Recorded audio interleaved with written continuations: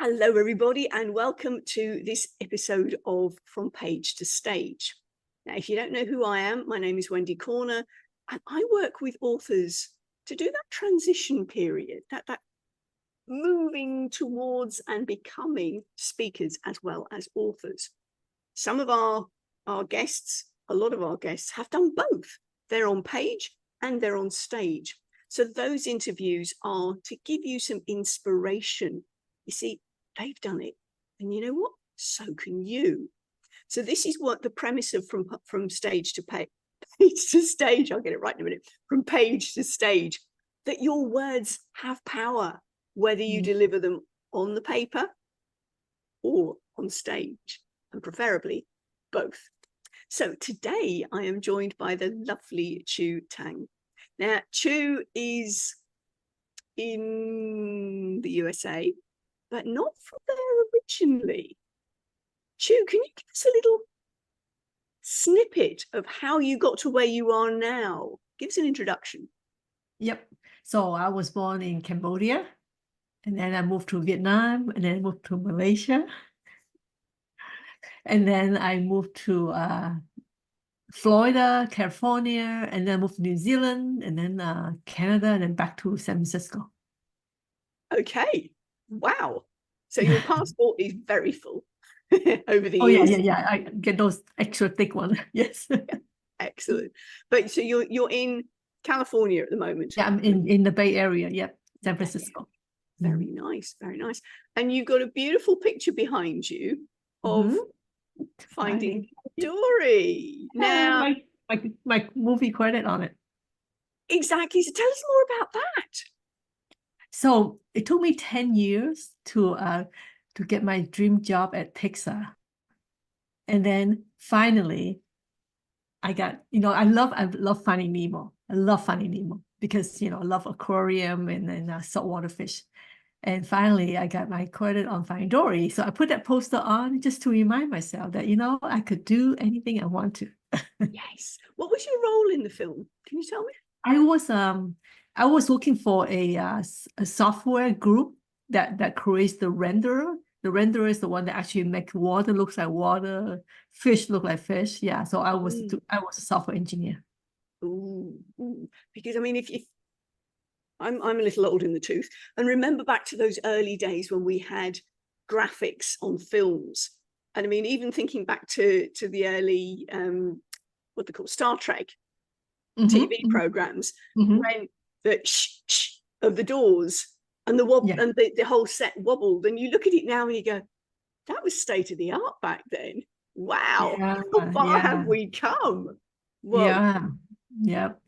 So that was your one of your creative outlets, but you're not only in the software department, are you? You're more creative in other ways as well. Yes. Yeah. Tell me about your writing. When did you start writing?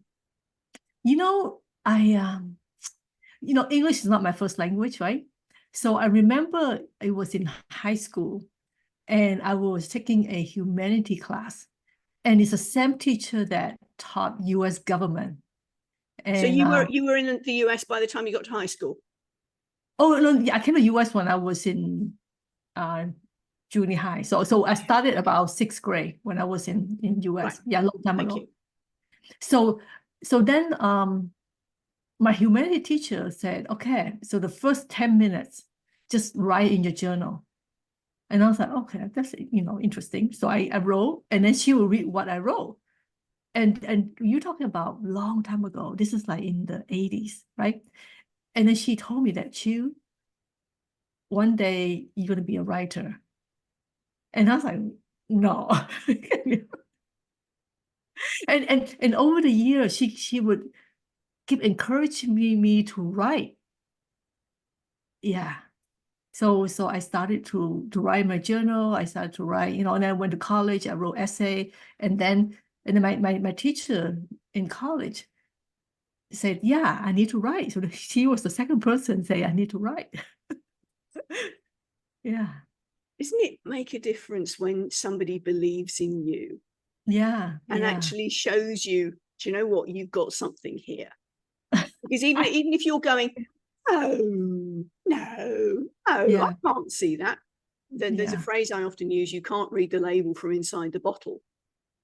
Oh, and yeah. somebody from outside goes, do you know what, you are talented in this direction. Oh, wow, wow. Yeah. It gives you almost, you can borrow their faith in you until you get there yourself. Yeah, yeah. So, and you know, something that's very interesting is that I hit a couple of times in my life where I was pretty close to the bottom, like I'm really, really depressed. And I would start creating a poetry. Yeah. Right. Yeah. And then poetry as well. No. I don't see myself able to write poetry, but it's so weird. It's so weird that I just feel like I need to create a poem. And I did. So I only wrote like probably 3 or 4 poems in my life. Because, well, have you still got them? Yeah, I got them. I got them. I'm going to include them in my book, my solo book. Good.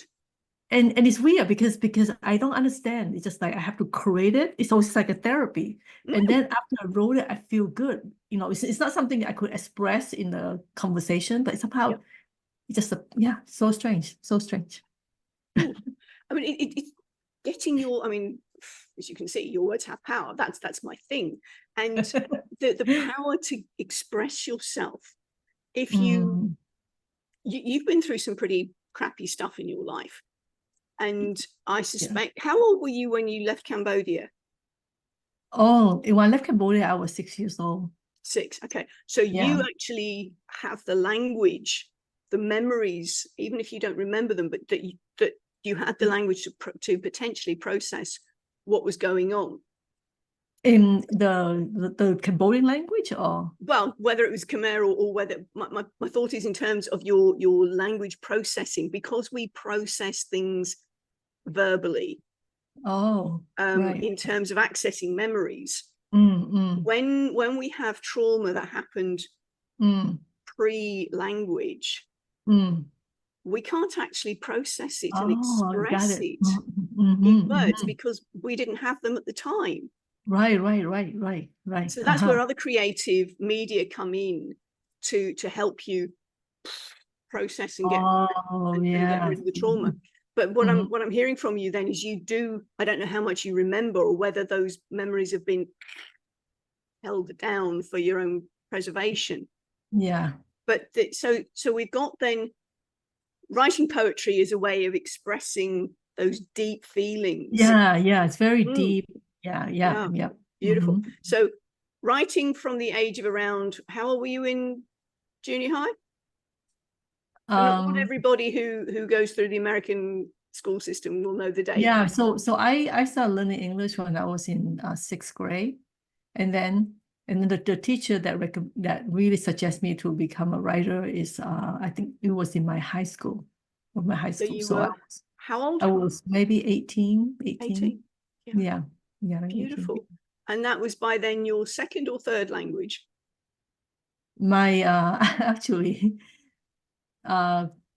third, because I learned Chinese because my family is Chinese, so I learned Chinese, and after that I learned French. No, actually my fourth. Okay, my fifth. So first I learned Chinese, and then I learned Cambodian, and then I learned Vietnamese, and then I learned French, and then I learned English. Yeah, my fifth. Yeah. Respect. No, but I English is my best language because yeah. Well, whatever you use most is the one that you hold on to. Yeah. It's fascinating for me with my linguistics background to talk to people whose English is not their first language and go, so what language do you think in? Now, I'm guessing you actually think in English, do you? English, I do. I think English, yes. Well, one of the guys that I've worked with and who was in the launch episodes, his English is his third language, Creole first, French second, English third, and he still thinks in French. Oh, really? Yep. And then translates to English, and I go, yeah, I know you do. Oh, because wow. the phrasing, I'm seriously going, that was French first, wasn't it? So I find it fascinating. I mean, that's no disrespect to him, but I find it fascinating for multilingual people. Yeah. What language do you actually think in? Sometimes, for me, sometimes when I think about my conversation with my family, it's Chinese. Yeah. Because I only use Chinese with my family. Yeah. Yes. Yeah. That's fascinating, isn't it? That you can flip between them. And Yeah. excuse me, I'm just getting a little bit geeky here, but how one language, a single word, can encapsulate a concept. But when you translate that to a different language, you got to tell them all about this, that, and the other, and explain the context and da da da. Whereas one word will do. Yeah. Yep. How is it? I find that fascinating. That's just me being geeky. Anyway. No, I love language. I love languages. Yeah. Getting back to you. So you've been writing since you were 18, and prose and poetry. I'm so looking forward to seeing your solo book, love, and getting a feel of the poetry. You're telling me that your poetry only usually comes out when you're in a dark hole? Yes. Okay. Yeah. It might be fun to try and do some, not try, but see whether it flows with other emotions.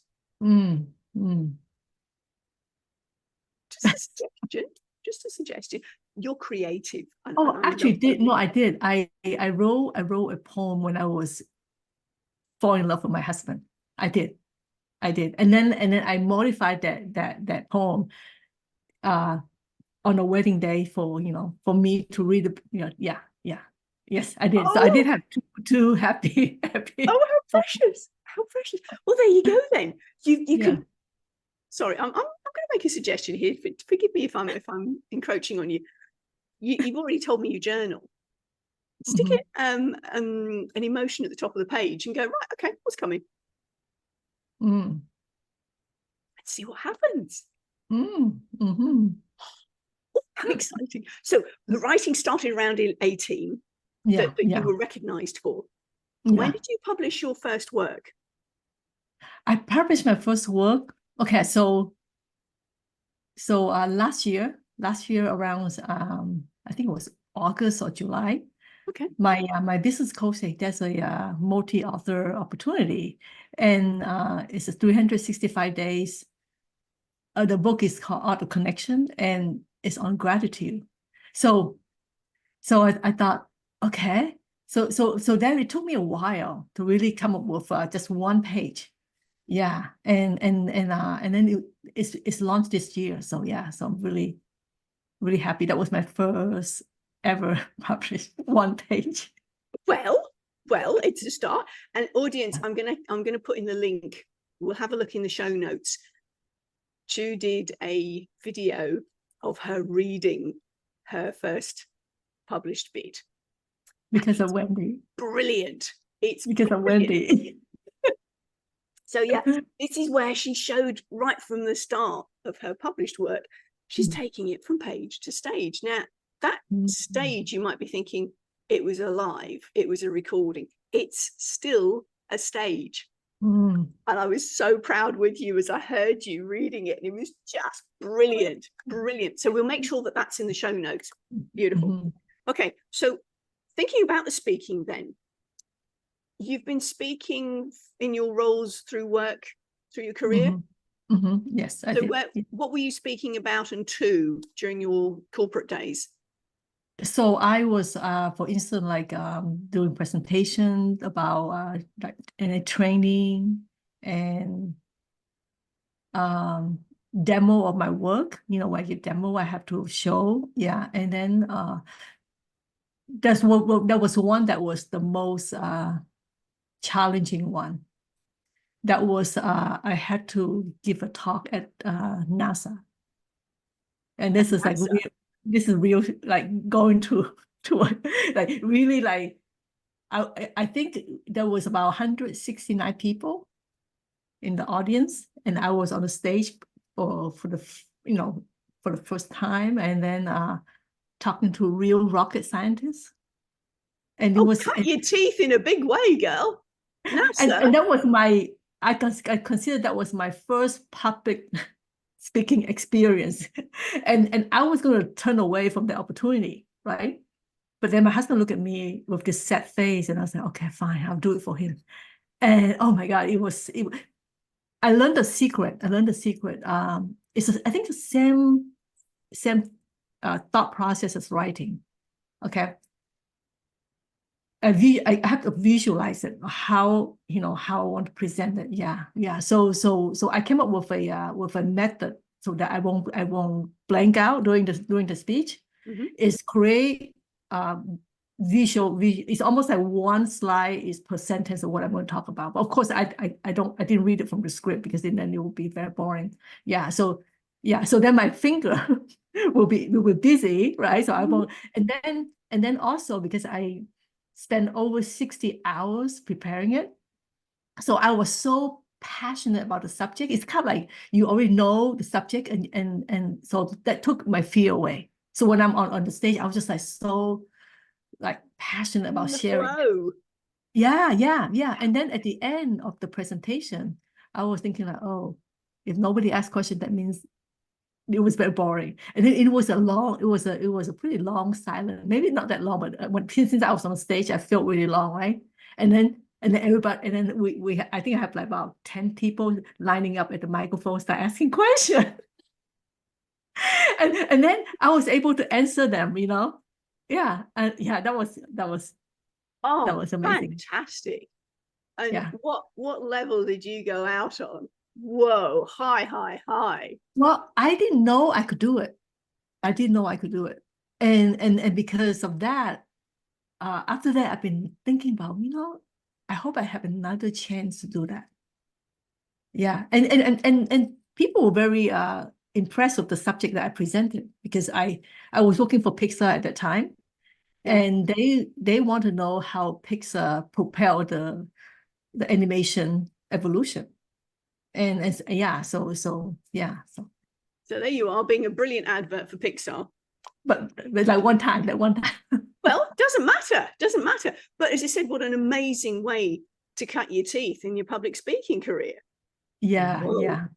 But the thing is, audience, it doesn't have to be starting on a live stage. If listening to this, you're going, I could never do that. NASA? Really? Rocket scientist? Yeah. Obviously, Chu knows her stuff. When it comes to your stuff, you know your stuff. You don't have to do it on a live stage in front of lots of people. If you're beginning to panic about that, even the thought of it, my question is, can you talk to one-on-one people? Just a little conversation, a bit like we're doing now, Chu and I. Yep. I bet you can. And guess what? That's exactly what a podcast is. Right. And on that front, you've got a podcast, haven't you? Yes, I do. Your podcast. So the name of my podcast is called Your Win, WIN podcast. And in my podcast, I just ask one question for people to share their transformational moment. Ooh. Yeah, because I kind of keep it short, like the Pixar short story. Because if you ever watch the Pixar short story, it's only like 3 to 5 minutes, and it's really powerful. Yeah. So but sometimes it's hard to keep it like around 5 minutes. So some go a little bit longer. Yeah. And so I love it. Yeah. Fabulous. And so who do you interview? Who are your primary guests?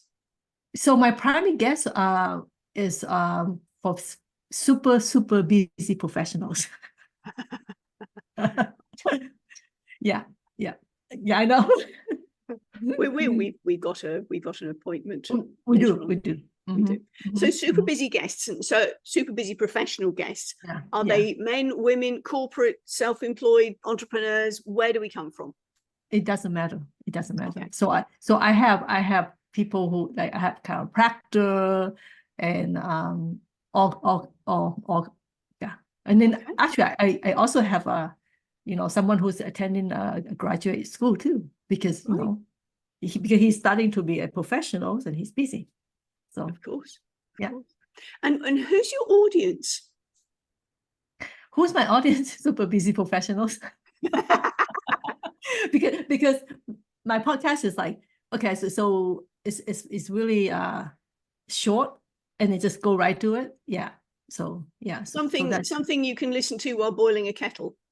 Yeah. And then, it's also for, now I think about it, it's also for people who need some, inspiration, because some of the transformation moments, of course, is had to do with, things challenging in life, and then they're able to overcome. Yeah. Mm-hmm.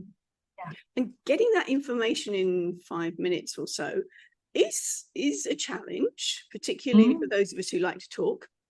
And this is, again, something that I'm speaking to the audience here. If you're worried about how much you've got to remember, think about it in 3-minute blocks. You got to start. You've got the body, you've got the conclusion, 1 point. That's all you need to do. And then you can start to build those blocks together depending on how much time you've been allotted. So with Chu's 5-minute Pixar, the Pixar storyboards are brilliant. That's a wonderful way of creating your story. Yeah. Once upon a time, this happened, then that happened, then that happened. And as a result, this happened. Yes. And how many, all the Pixar films are basically based on that, aren't they? Yep. Winning formula. Yeah, it is. Pixar can literally earn millions and millions and millions from it. I think I could do something with that too. Yeah, maybe not to that extent, but that's where we're going, authors. You've got the opportunity to think about some structure ahead of time. Yes, with your organic conversations with your podcast hosts, you'll follow that through. But when it comes to you speaking from another stage that's not an interview, that's a good way of starting out. But we can talk about that another day. Chu, thank you so much. So we got the writing started around 18. Your published work started last year, but it doesn't finish there, does it?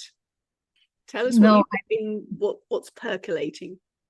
So this month I submit my second piece to a multi-author book, and this one was more challenging because this one is 1,500 words, so I think it was about 5 pages. And why it was challenging was because so I wrote a book that I read that transformed my life, and it was The 7 Habits of the Highly Effective People by Stephen Covey. And pretty much my whole career, it pretty much affected my whole career, and also the time after I graduate, that 10 years after I graduate. And it was challenging because it was I think, believe it or not, that was the darkest part of my life. Okay. Yeah, and it's something that I kind of put it aside, didn't want to, talk about it. But I had to talk about it because that's how this book transformed me. And after I wrote those 1,500 words, I felt a good closure. Did you feel some healing happening? Yeah. And I look back and say, oh, not bad. That's the thing, isn't it? When you take the time to write out your story and what you've learned from it. Yeah.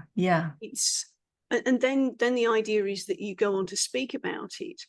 And some of the authors that I work with, there's been such healing in the process of writing it. And that's taken courage. And then I go, now you're going to talk about it. What? Yeah. But the point is, when you speak about it from your wisdom, from your scars, not your wounds, as I like to say, then the audience goes, okay, I might not have been through the exact same process as you, but I've got something similar going on. And that wisdom, those scars, that end point that you're talking about. Yeah. Okay. That's something I can apply to me. So I love the fact that the multi-author anthology books that business people are getting involved with is a great toe in the water moment for getting your writing going. Yes. You've got, writing can be a very lonely process.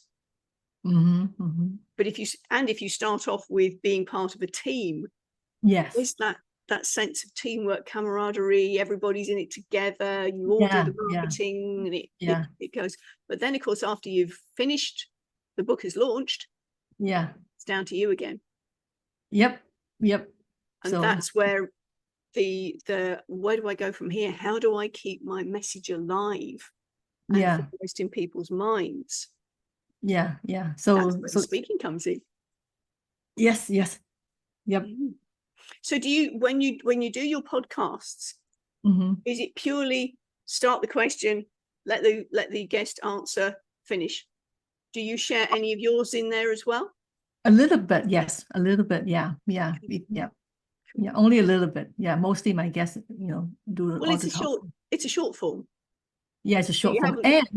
And also lately I modify a little bit by having the behind the scene. And so I don't want to be a spoiler, so you will find out.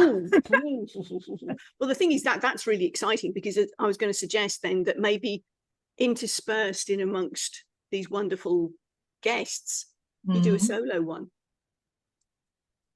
Look at where you've got to now. This is where you've come from. This is your latest.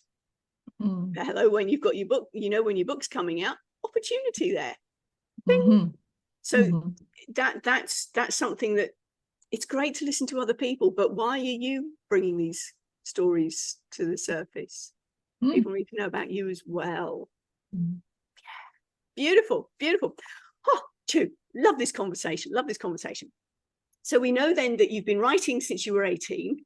You've been a published author since 23. You've got a book that's, do you have any idea when the publication date for this, the book, the transformational book that I read? I think it's around, I'm guessing around September.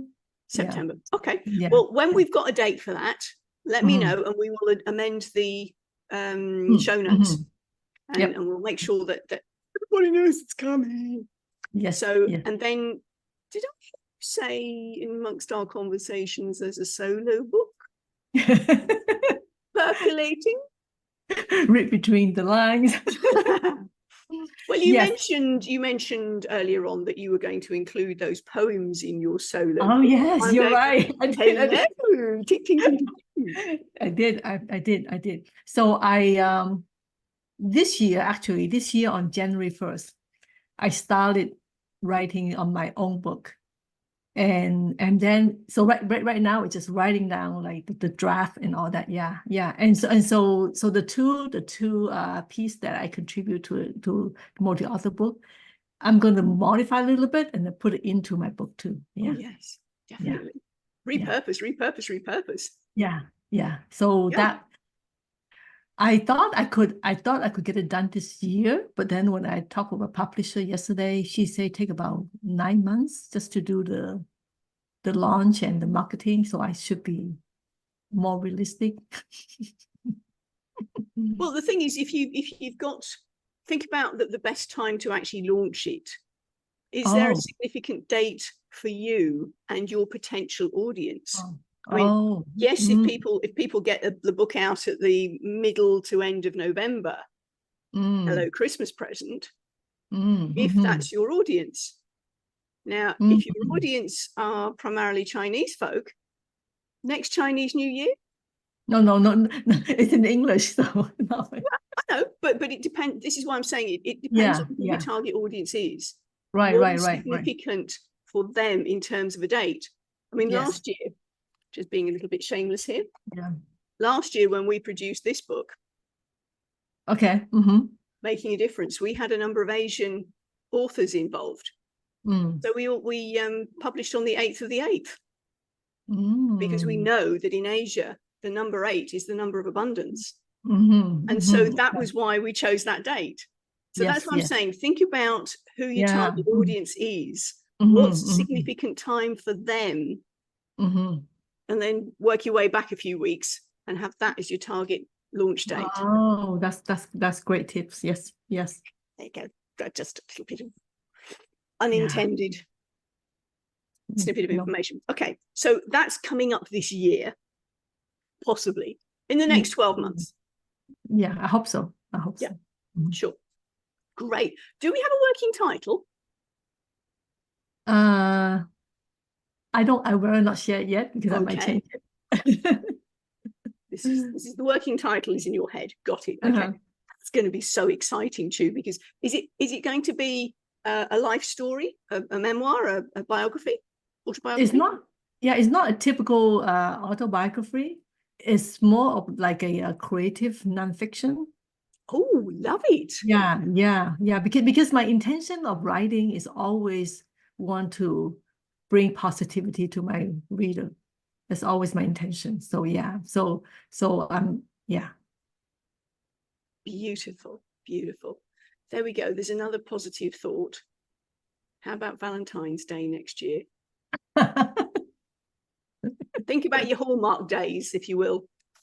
Yes. That's the thing to think about. Okay. So your positivity, you're bringing that hope, that positivity to your audience, whether it's in your podcast or in your writing.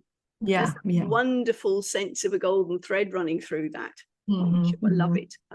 Would you say that's your life purpose? Yeah, because especially, right now we live in a world that has a lot of negativity. And I think mindset is everything, like I look at my journey, like my teacher, for instance, she believed in me so much more than I believe in myself. And just that one person can change someone's life. Absolutely. Yeah. And you never know if it could be you. I hope. That's the thing with sharing your story, isn't it? A lot of, again, the authors are going, well, I don't want to share my story. What will people think of me? Well, the whole point is you're there to inspire them. Yes. This is not about you. At this point, this is about your audience. Yeah, correct. And you never know what they're going to take out of it. Yeah. Like I read this book written by a woman I met in networking, and she wrote about her experience from surviving the killing fields in Cambodia. Oh, right. Was that Sarah? Yes, Sarah. Yeah. And I think I read her book within like a weekend. And after I read that book, I felt a closure of my own, family tragedy. Oh, good. This is how powerful it is. Yes. Yeah. Because I wondered whether reading Sarah, this is Sarah Lim, by the way, audience may Sarah, I am. Oh, sorry, I am. Yeah, Sarah Im. Yeah. I wondered whether that would rake up some memories for you. She wrote in a very positive way. So basically, what happened, you cannot change. You just have to let go. True. Yeah. Versus I read other books on the killing field before. It was tragedy. So yeah, but the way that Sarah wrote it is like, wow, it make you love life. And then for the people who survive, we just have to celebrate our life. Yeah. And it's the letting go because you can't hold on to what happens and letting go. Yeah, just the way that she wrote is very, very nice. And it's a very powerful book. Very powerful. Yeah. Oh, cool. That's lovely. I mean, that's another person. Thank you for reminding me. I will stick her on my list of invitations. That would be a really good one to have. Yeah. Sure. Thank you. Okay. So the podcast comes out when? How often do you release your podcast? It depends on my guest speaker schedule. So sometime I could have like 4 podcast episodes a week. Okay.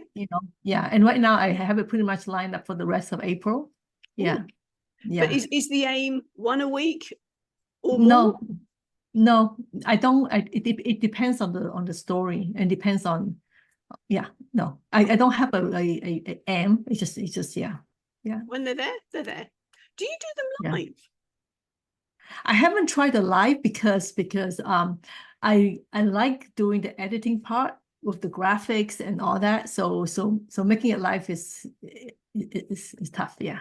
Yeah, no, I don't do mine live either. As you know, we're recording right now. I wondered because I know some people do the live, particularly if they're going straight to audio, or some people do it live straight to video. Yeah, yeah. It depends on, I suppose, the confidence of both sides, both the host and the guest.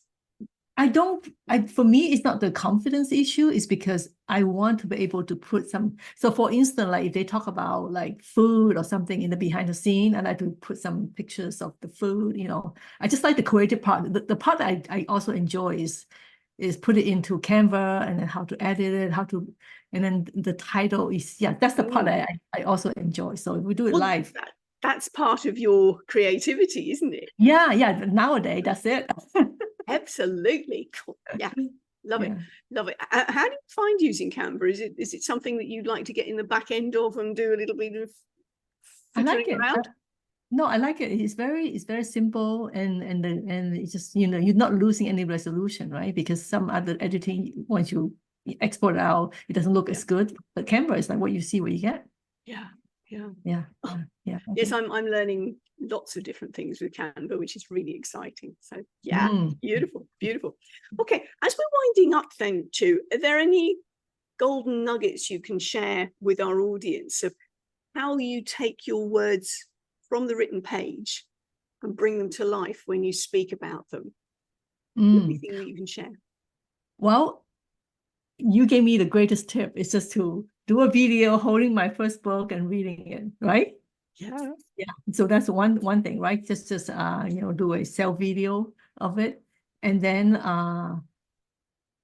present it to maybe friends, and then give a webinar. There's so many ways. And then book reading, maybe to children, there's so many ways. So many ways. Yeah. You bring it to life, can't you? And that's when people hear your voice speaking your words. When they go back and read the book, they can hear you speaking to them as they're reading. Yeah, it's like soundtrack. Why we love soundtrack, because we watch the movie and we hear the song, and then we hear the song again after the movie. We're like, wow, it's the emotion attached to it. Yeah, that's the point. I mean, if coming from your movie world, think about the opening scenes of Jaws. If you didn't have the I know, you have that sense of anticipation of, my word, what's going to happen. Soundtrack. Thank you for that. May I borrow that one? Yes. Yes. Thank you so much, Chu. Thank you for sharing with us. As we're finishing off, is there anything else that you'd like to mention that I haven't already covered with you? I think my only advice is just do it. Just do it. Yeah, don't think too much about it. Just do it. And then you get better and better. That's it. You do, don't you? The more you do it, the more familiar you become. Yeah. You strengthen those muscles, and before you know it, you're speaking in front of NASA. No, I probably cannot do it again. That's one time deal. One time only, thank you. But hey, what about that? That's fabulous. Thank you so much, Chu, for sharing your from page to stage. Thank you. For now, bye from us. Thank you.